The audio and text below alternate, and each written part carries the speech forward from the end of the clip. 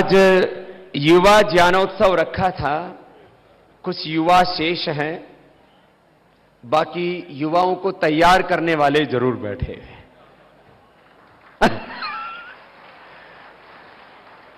तो ठीक है, बहुत से प्रश्न यहां हमारे सामने उठे। आदरणीय गोविंद जी ने शुरुआत की कि हमें नौकर नहीं बनना, हमें स्वामी बनना है।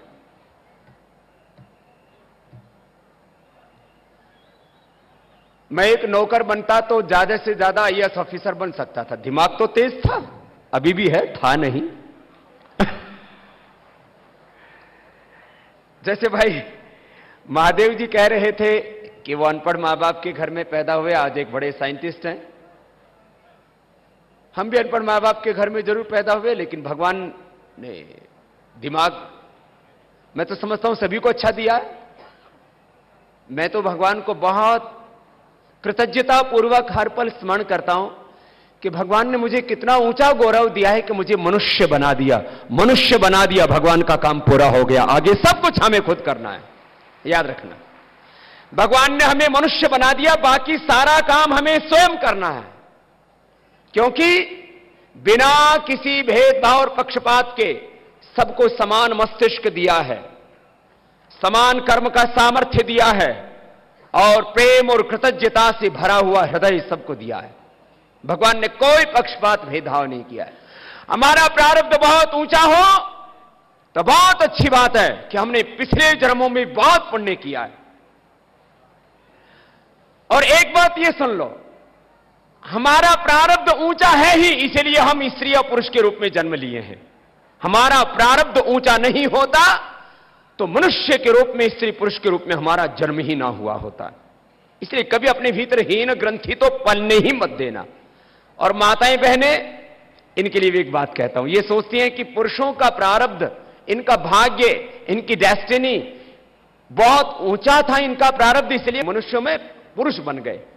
जिनका नीचा प्रारब्ध होता है वो पुरुष बनता है, जिसका ऊंचा प्रारब्ध होता है वो मां बनती है, क्योंकि मां ही पुरुष को जन्म देती है। इसलिए अपने भीतर बहुत ऊंचा गौरव रखें। और जब माताओं की बड़ाई की जाए तो पुरुषों को शर्म नहीं आनी चाहिए। ये समझो तुम्हारी मां की बड़ाई हो रही है।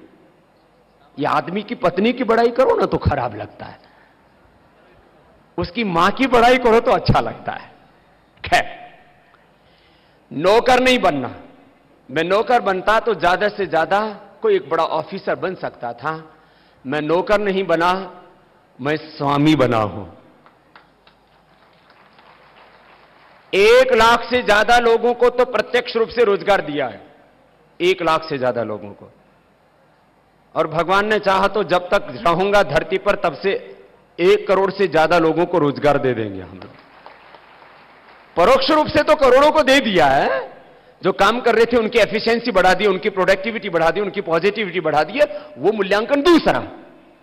तो एक बात तो ये तय कर लो कि आपको नौकर बनकर के नहीं जीना, और नौकरी भी करना है तो ऑनरशिप के भाव से करना है। जिसको नौकरी बोलते हैं, पहले तो बोलते थे उत्तम खेती, मध्यम बान, करे चाकरी, कुकर निदान।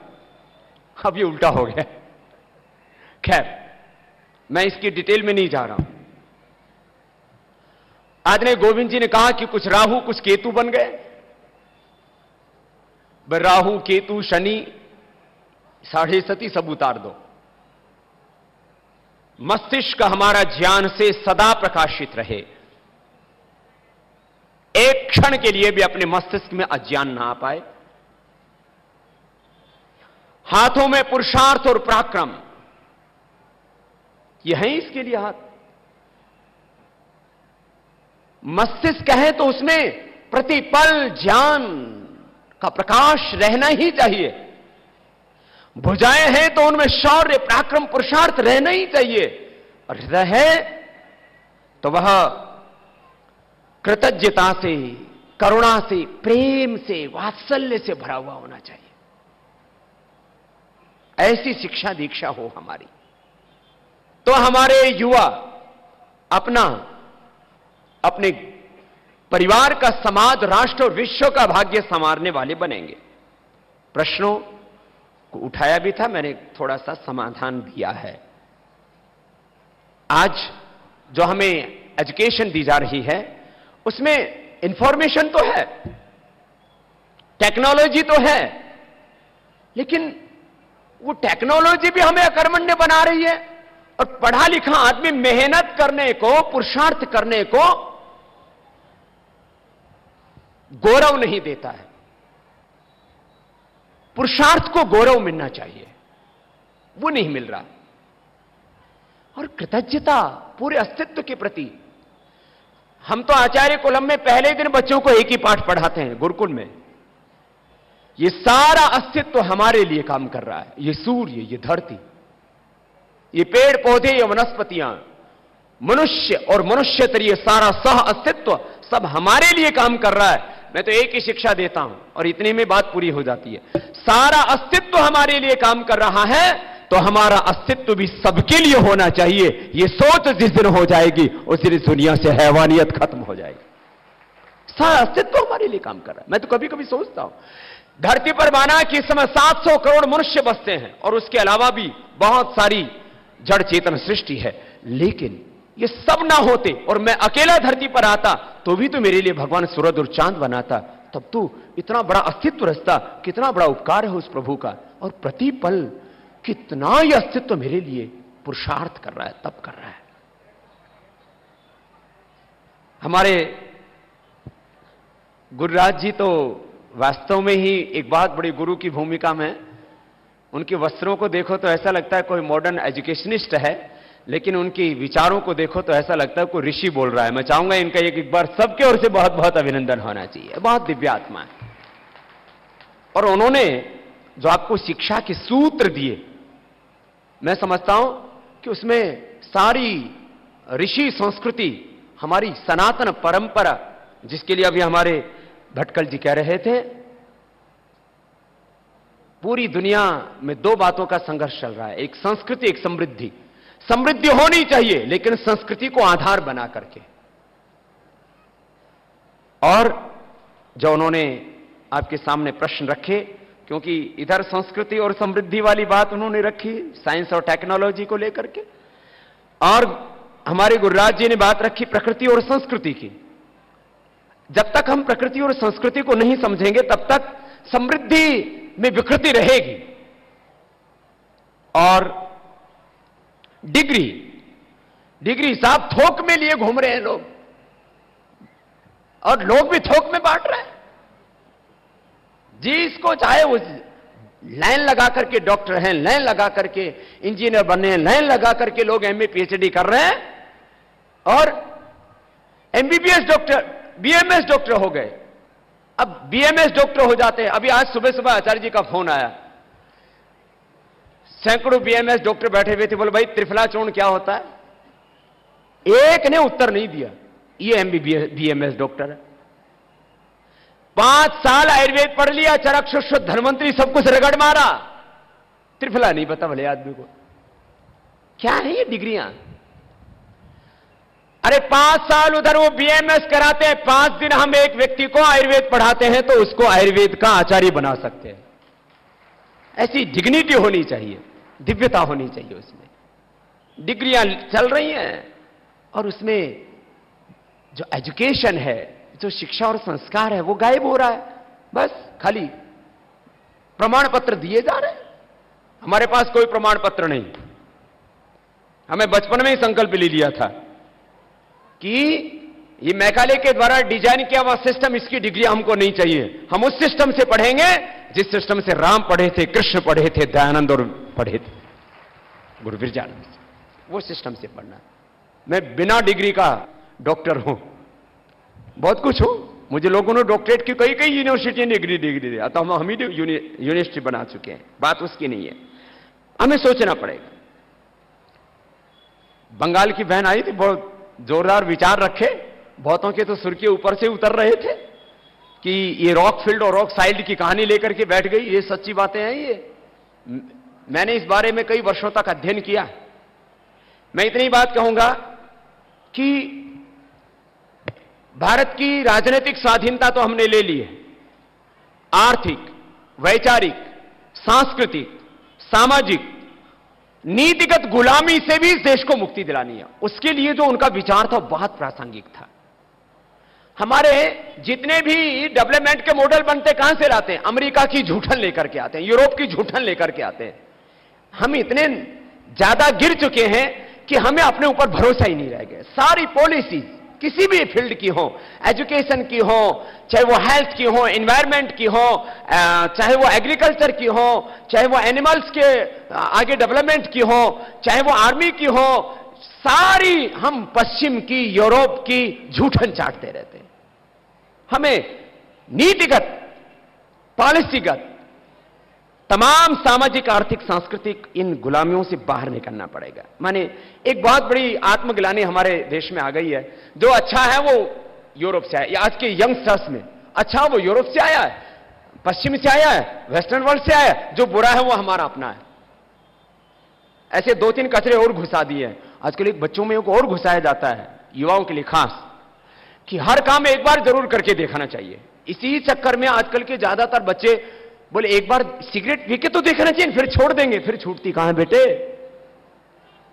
वो एक ऐसा वायरस घुसा देते हैं, बोले एक बार तो दुराचार व्यभिचार करके देखना ही चाहिए, फिर छोड़ देंगे। एक बार तो दारू पी के ही देखनी चाहिए, फिर छोड़ देंगे। माने एक बार ऐसा वायरस घुसा दिया कि एक बार हर काम करके देखना चाहिए। ये वायरस अपने देश के लोगों से निकालना है। भाई एक बार हर काम करके देखना चाहिए तो एक बार साइनाइड भी खा के देखो ना। एक बार ये तो 30,000 वाली लाइन जाती है, एक बार हाथ लगा के देखो ना। एक बार आग जल रही है उसमें भी हाथ डाल के देखो ना। हमारी संस्कृति है पापों की तरफ एक बार भी पग नहीं धरना, यह हमारी संस्कृति है। गलत काम एक बार भी नहीं करना। और उसका तर्क है एक बार भी गलत काम करते हैं तो हमारी बाउंड्री टूट जाती है, हमारी लक्ष्मण रेखा पार हो जाती है, बार बार हम वहीं गिरते हैं, मनुष्य का स्वभाव खराब हो जाता है, संस्कार खराब हो जाता है। बात एक बार दारू पीने की नहीं है, एक बार सिगरेट शराब पीने की नहीं है, एक बार मांस खाने की नहीं है। संस्कार खराब हो गया, उसके भीतर आत्मग्लानि आ गई, उससे उठना 99% इम्पॉसिबल है। इसलिए युवाओं को इस बहकावे से बचना चाहिए कि एक बार हर काम करके देखना चाहिए, कुछ भी हो। यह बहुत गलत वायरस अपने दिलों में युवाओं के बैठा दिया।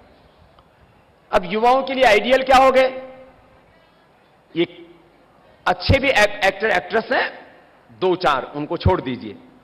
कैरेक्टरलेस एक्टर एक्ट्रेस, क्रिकेटर्स बिक जाते हैं पैसे में, बिके हुए लोग, इनको अपना आदर्श मानना चाहिए? कतई नहीं। मैं कहूंगा हमारे देश के युवक और युवतियों को अपने घरों में इन एक्टर एक्ट्रेस के, इन क्रिकेटर्स के, ज्यादातर ऐसे ही हैं, इनके चित्र नहीं लगाने चाहिए। अपने घरों में छत्रपति शिवाजी महाराज के चित्र लगाइए, ज्ञानेश्वर महाराज के चित्र लगाइए, आप चंद्रशेखर राजगुरु सुखदेव भगत सिंह के चित्र लगाइए। अपने घरों में आप चित्र लगाइए भगवान राम के, भगवान कृष्ण के, आचार्य चाणक्य के, चंद्रगुप्त के अपने घरों में चित्र लगाइए। आप महर्षि दयानंद और स्वामी विवेकानंद के, आदि शंकराचार्य जी के, वो युवा थे। युवाओं के आइडियल ये नहीं है जो आजकल के तथाकथित हिंदी में बोलते हैं लौंडे लौंडिया, ये सब बकवास लोग हैं। क्या सीखेंगे हम इनसे? आजकल लोग बोलते हैं आजकल आदर्श का क्राइसिस है, रोल मॉडल आइकॉन उनका क्राइसिस है। कहां क्राइसिस है भाई? अरे स्वामी विवेकानंद उनसे बड़ा और युवाओं के लिए आदर्श क्या होगा?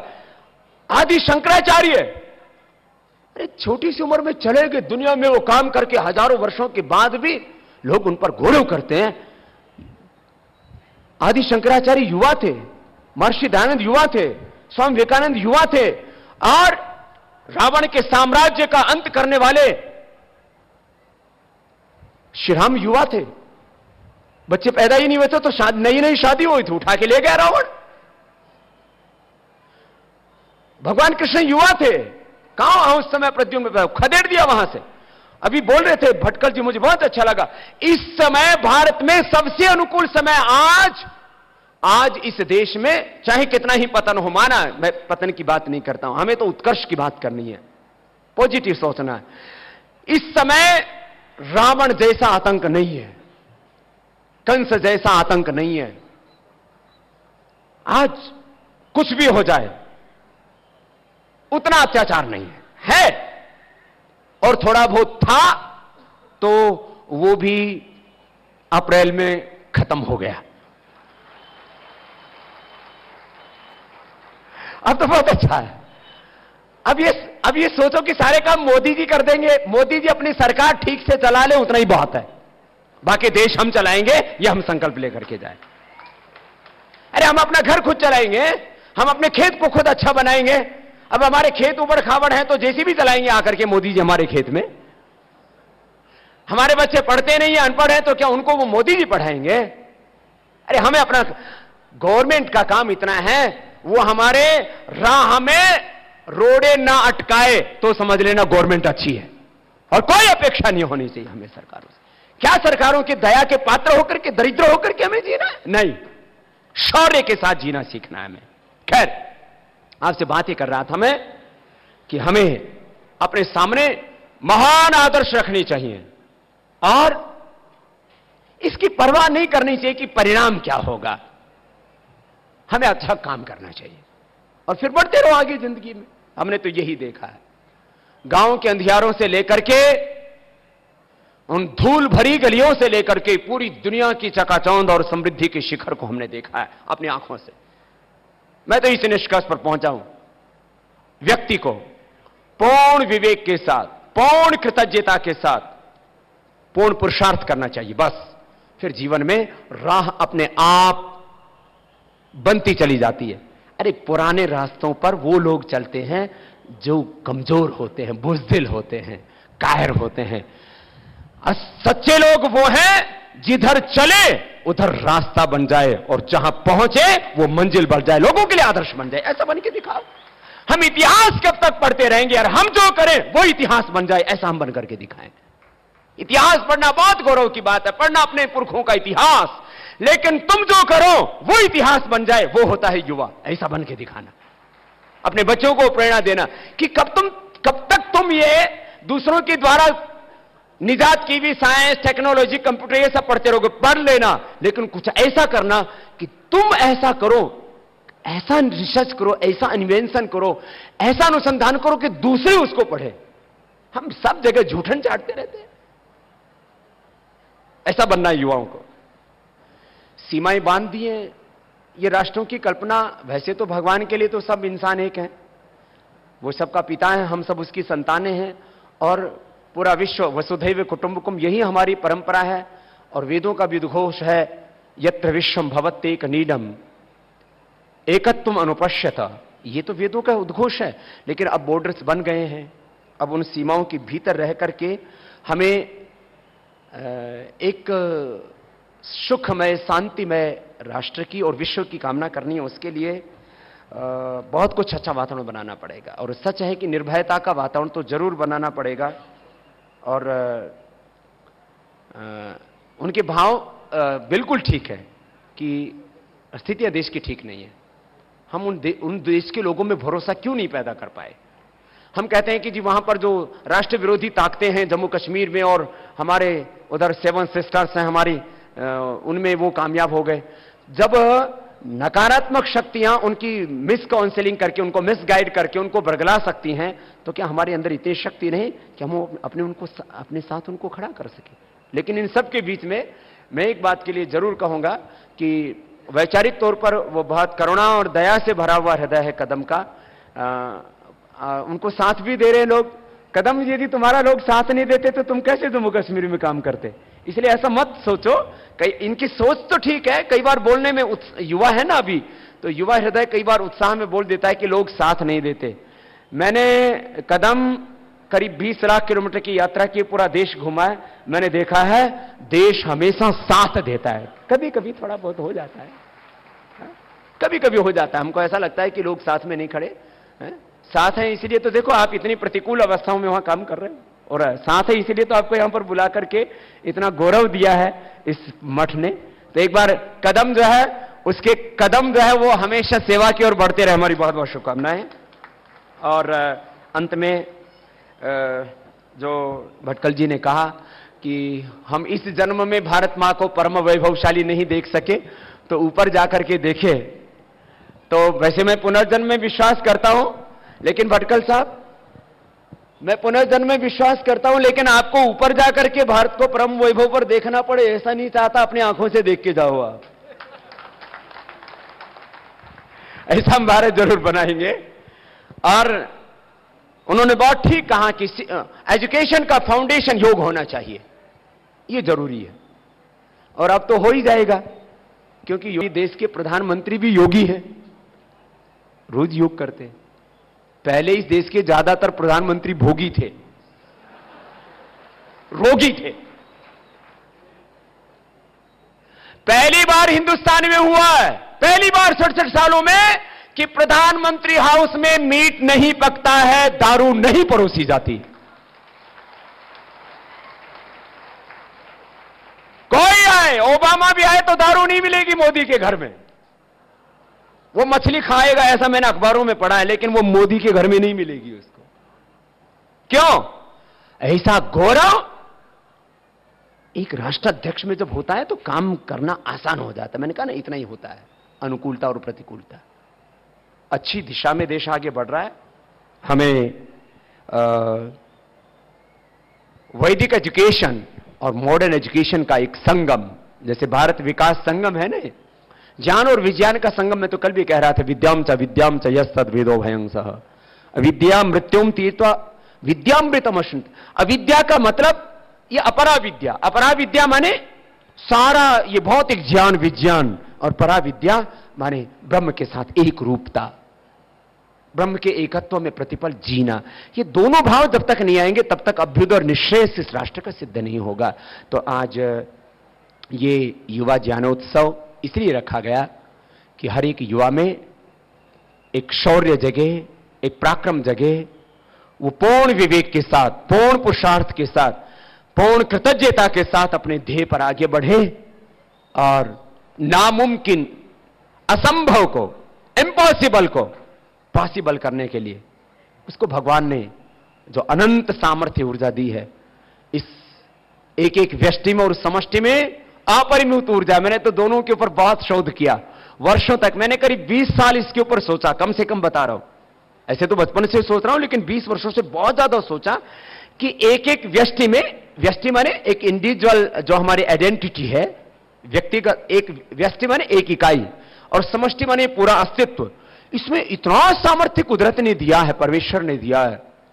उसके बारे में सोचते हैं तो ओहो, इतना उसकी महिमा अपरंपार।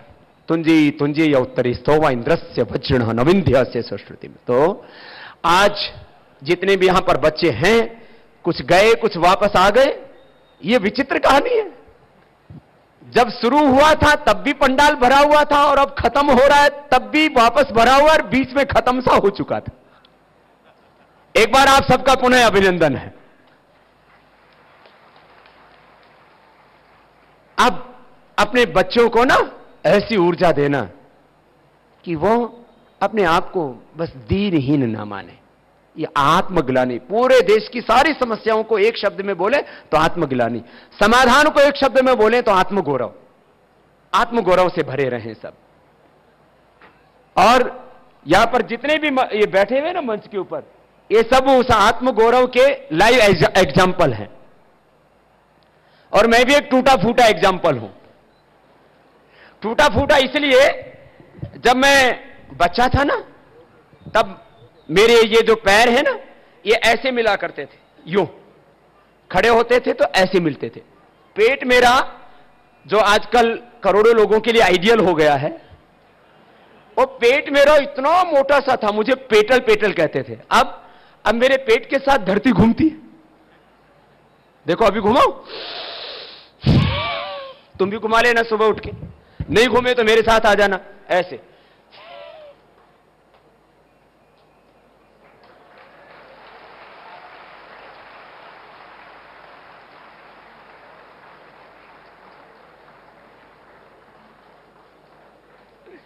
अभी तुम घुमाओगे तो पीछे से घूमेगा। बहुत देर हो गई थी ना बैठे बैठे, हंसाना भी तो था तुमको। इतने मुटिया गए हैं, ये चलती है तो धरती हलती है, इधर इधर। लटर पटर क्या गियस देखो, बाबा देखो, मुटिया गए। और फिर अच्छा बहाना कहते थे, बोले मंदिर का गेट और बाबा जी का पेट तो बड़ा ही शोभा देता है। इसका मतलब हम बाबा नहीं है क्या? देखो सबको अपने देह को देवालय बना के रखना है।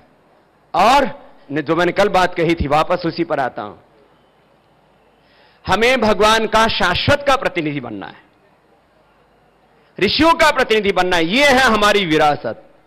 और इसी के लिए है ये मठ की परंपरा, खाड़ा सिद्धेश्वर मठ की परंपरा यही है। हमें सिद्ध होकर के जीना है। बहुत से लोग बहुत तरह की विरासत को निभा रहे हैं, हमें ऋषियों की विरासत को, भगवान की विरासत को निभाने वाला बनना है। उतनी पात्रता अपने भीतर पैदा करने, वो पात्रता है। और किसी को बोलते, मैं मानता हूं कि प्रारब्ध की भी बहुत बड़ी भूमिका, और मैंने कहा कि मनुष्य हम बने तो प्रारब्ध हमारा ऊंचाई है, फिर भी किसी में थोड़ी बहुत कमी भी हो तो पुरुषार्थ से अपने प्रारब्ध को बढ़ा लो, क्या दिक्कत है? ये कभी मत सोचो कि मैं क्या कर सकता हूं, मैं क्या नहीं कर सकता। और सात्विक भाषा में, बहुत ऊंची दार्शनिक भाषा में बोलो तो ये संकल्प, और एक अनाड़ी की भाषा में बोलो तो ये जिद, और हठयोग की भाषा में बोलो तो ये हठ, कि मुझे थोड़े से संतुष्ट नहीं होना, छोटा सोचना ही नहीं है। छोटा सोचना ये भगवान की दी हुई शक्तियों का तिरस्कार है। बड़ा ही बनना है। सब बड़े बनेंगे, बस अपने ध्येय पर आगे बढ़ेंगे पूरी ताकत के साथ। अंत में सुबह उठ करके योग करना सीखें। जो योग नहीं करता वो ऋषियों की संतान नहीं, इसका मतलब वो राक्षसों की है। क्यों भाई? अरे अपने जीन्स में है तो फिर उसको उभरने दो। जो योग नहीं करता वो ऋषियों की संतान नहीं। जो योग नहीं करता वो इस काल सिद्धेश्वर मठ का अनुयायी नहीं। जो योग नहीं करता वो ऋषियों की परंपरा, सिद्धों की, योगियों की परंपरा का व्यक्ति नहीं। तो फिर क्या है वो या तो भटक गया है, उसका जेनेटिक स्ट्रक्चर गड़बड़ हो गया है। तो अपना कैरेक्टर ठीक कर लो, स्ट्रक्चर ठीक कर लो, योग करो। योग में व्यायाम, आसन उसका एक चरण है, प्राणायाम उसका अगला चरण है, ध्यान उसका और अगला चरण है।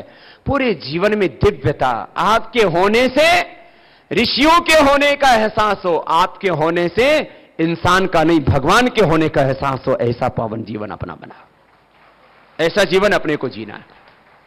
इसलिए कल से जो नहीं कर रहे हैं वो भी योग शुरू कर देना, नहीं तो अगले जन्म में भगवान आपको आदमी नहीं बनाएगा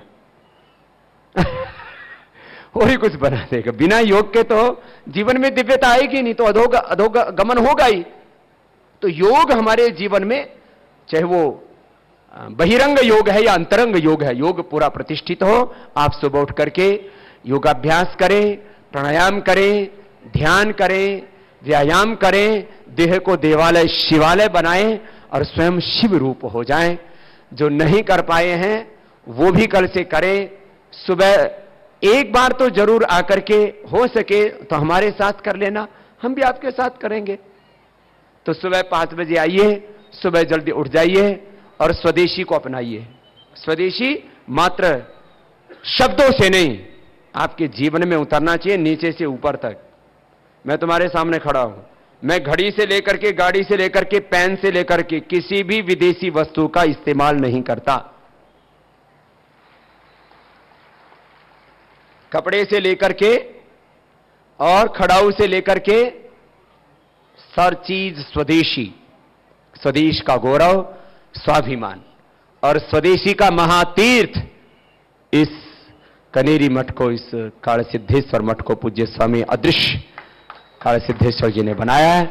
एक बार सबके ओर से इस महापुरुष को वंदन है, जिन्होंने इतना बड़ा ये भारत विकास का संगम, भारतीय संस्कृति महोत्सव का इतना अद्भुत ये समागम, जिसमें इन कई दिनों तक चलने वाले इस अनुष्ठान में 5 लाख से भी मुझे तो लगता है ज्यादा लोग भागीदार होंगे। ये बहुत बड़ा महाकुंभ किया इस महापुरुष ने। एक बार दोनों हाथों से उनके इस कार्य को हम गौरव देते हैं, उनको वंदन करते हैं, उनको अभिनंदन करते हैं। और इस तरह के ये ज्ञान के महाकुंभ जब पूरे देश में आयोजित होंगे तो निश्चित रूप से राष्ट्र का गौरव बढ़ेगा। और अभी हम इसके बाद में थोड़ा बहुत प्रसाद लेंगे, आप लोग भी, हम भी लेंगे, क्योंकि हमारे भी अब पेट में तो आपने देख लिया कुछ है नहीं, खाली है। उसके बाद स्वच्छता, शुचिता, ये तो हमारा धर्म है। योग तो शुरू ही होता है सोच से, शुचिता से। तन की शुचिता, मन की शुचिता, बाहर की शुचिता, भीतर की शुचिता। जहां पवित्रता होती है वहां तो भगवत्ता होती है, जहां अपवित्रता होती है वहां भगवत्ता नहीं होती, दिव्यता नहीं होती है। तो अभी शुचिता का काम चलेगा, स्वच्छता का काम चलेगा। और इस स्वच्छता के अनुष्ठान के बाद फिर शाम को यहां सांस्कृतिक महोत्सव होंगे, फिर सुबह 5 बजे से फिर ये योग के अनुष्ठान के साथ फिर यह ज्ञान का संगम प्रारंभ हो जाएगा। आप सब आज के इस युवा ज्ञान उत्सव में आकर के सम्मिलित हुए। निश्चित रूप से इसमें उम्र की तो बाधा शुरू में ही गोविंदाचार्य जी ने खत्म कर दी थी कि आपका तो मन सदा युवा है, आपकी बुद्धि, आपके का विवेक, आपका आत्मा सदा युवा। ये तो, और ये शरीर भी, सुनो, जो योग करते हैं ना, उनका ब्लड, उनकी बोन्स, उनका हार्ट, उनका लीवर, सब कुछ युवा रहता है। थोड़ा बहुत दिखने में ऐसा लगता है कि आदमी की उम्र हो गई है, बाकी और कुछ नहीं होता है। तो आप सदा युवा रहे। आज सबके लिए बहुत बहुत प्रार्थनाएं। बोले भारत माता की, भारत माता की, वंदे वंदे, सत्य सनातन वैदिक धर्म की, जगत गुरु तुकाराम महाराज की, मौली ज्ञानेश्वर महाराज की, वीर शिरोमणि छत्रपति शिवाजी महाराज की।